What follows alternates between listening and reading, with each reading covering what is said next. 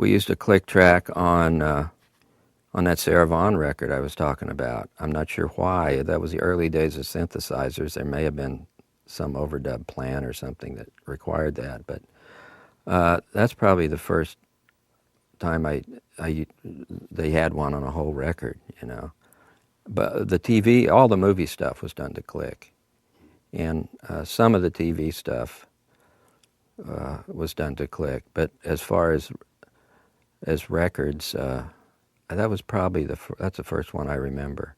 And the click thing really took hold in the disco era, you know, when we'd make these 12-minute disco singles that were the whole side of an LP, and you had to play this same groove for 12 minutes, and so just to ensure that to protect the sanctity of the dance tempo, we'd play to a click, and then right about that time, drum machines came in, and it kind of, everything changed. When I first came to Nashville, a lot of the studios had really terrible headphones, and it was impossible to hear anything, and impossible to really find a groove. And some of the rhythm sections were a little shaky back then when Larry or Eddie wasn't on them, you know, like 1980 I'm talking about.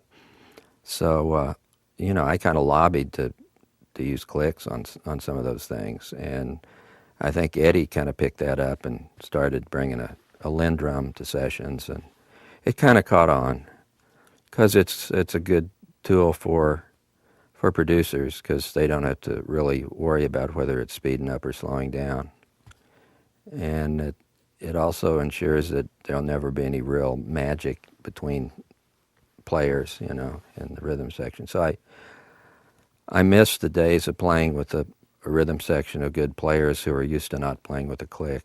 You know, none of the Toto stuff was done with a click, and the only thing close was Africa, which was done to a drum loop, but everything else was free.